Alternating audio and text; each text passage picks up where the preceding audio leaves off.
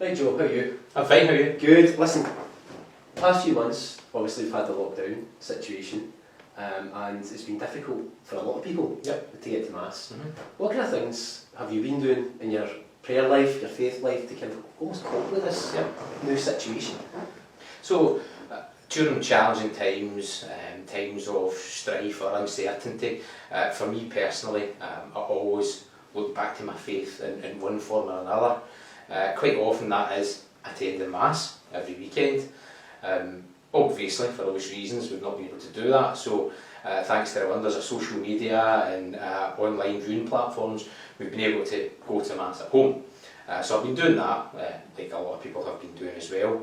But referring back to the previous video with Canon Connolly, mentioned about practical steps that you can take yourself, and Canon had mentioned about just getting to know the story of God and Jesus and the disciples. And one thing that I've actually been doing is getting hold of my old Gideon's Bible that we were all given in first year. Back in the day. And it really does give some short, sharp, clear messages about what faith is, how it can comfort you, how it can make you feel better about strife and difficult situations, but also give guidance on any number of different scenarios that you could find yourself in life. So I've been reading that anytime I've felt a desire, whether it is uncertainty or if just looking for general guidance in my own life. So between that and the online platforms, and I felt a real comfort in my own faith doing those actions. I mean, is there anything that you've been doing yourself? One of the things I've been doing a lot of is reading. Right. So, you know, I think for me, like in terms of my own approach to my faith, I get a lot through culture. So a lot of the stuff that I've been reading has been around, you know, Catholic writings about different faith journeys. One of the books that I've recently finished is a book called 7 Story Mountain by a chap called Thomas Merton. Thomas Merton has written quite a few books, but he's obviously a former monk, and he actually struggled quite a lot in his early life when it came to his vocation and his relationship with God. In fact, my recollection is that he actually struggled to get into the priesthood originally, and it was because of his lifestyle and his behaviours and so on, and sometimes his mindset too. And I think that thing about mindset, I think it's been important for me, because in the past few months it's not been without stress. You know, we've got homeschooling, you've got challenges with health and families and, you know, friends, and not being able to see friends. I think this is the first time we've actually seen each other. Yep, probably, yeah. You know, we've been on the phone obviously, but it's the first time we've seen each other for quite some time. And I think that as part of that, I think understanding the stress and how to manage your stress, often to me, it comes back to how we think through our faith, and how we can build some resilience around hard times. And for me, when it comes to resilience, I think a lot of that comes down to my relationship with God. You know, and it might be through reading, and it might be through engaging with online sources. Now there's so much material out there, more so that when we were young, younger, should I say, there wasn't the availability of all of this stuff. You know, so in the US they've got the Word and Fire Institute, and if you go to their YouTube channel, there's so much material on different topics, mainly led by a chap called Bishop Robert Barron, who actually visited Scotland a few years ago. Maybe it wasn't as long ago as that, but he's quite a popular evangeliser, and he's a former theologian. Did I say that word right? Theologian.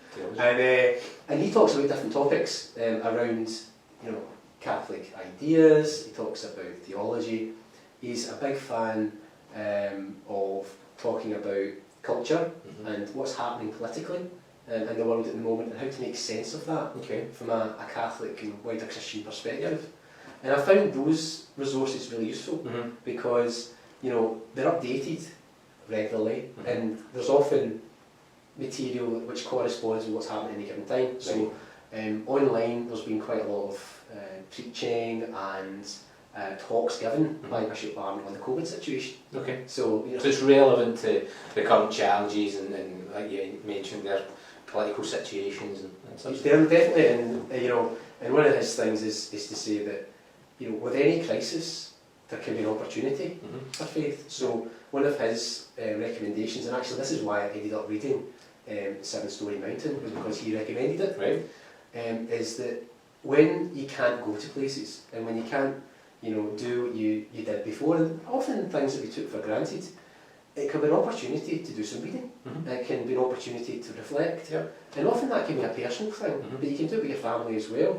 And I think, within my own family, within my immediate family at home, because you can't really see anybody else, is I think that can have wider benefits, because you end up talking more about deeper issues and trying to locate that within your faith. And for me, faith is a journey, and it always has been. I think for everyone it is. You deepen your faith and you try and understand your faith more. And the great thing about our faith is that the amount of things you can read and engage with is endless. There's so much stuff. I mean, I've got some material there on Thomas Aquinas that I'm trying to get through at the moment. Not the easiest read, but but it's good to engage with that stuff. And I really take my direction in terms of what I read and what I engage with through some of the evangelisation materials that you get through places like the Word on Fire Institute. So that's the type of material I've been looking at. In terms of kind of thinking to the future, one of the things that would be good through this project and through the new evangelisation project is maybe if we could get people involved to talk more about what they've been reading. Absolutely, and again, alluding back to Karen's earlier video and what you mentioned just there about faith is a deeply personal thing, but it's also very, very important to share that with others and for it to grow with others, particularly in the absence of a community mass coming together, although we can do it now, but it is severely restricted with no end in sight of that anytime soon. This project will give people an opportunity to come together to work through their faith, to ask questions, to learn about it. I know I'm certainly learning as we're discussing things today, and I'm looking forward to learning more about that as well. So if you engage with anybody else that's interested in it, that can only be a positive thing. And even if people can suggest themes and issues that we want to talk about, we might not be the people to talk about it, but we can invite other people to get involved and ask the canon to come back and maybe talk around some themes. But I think you're right. It's about being open to the idea of it. I'm conscious that it can be a leap of faith in some ways to actually talk about your own journey and talk about your own faith. But one of the things that I think is positive about a faith community is that it can be a protected space and a supported space for people to come together. Because as Canon said before, you need help sometimes to interpret what's in front of you.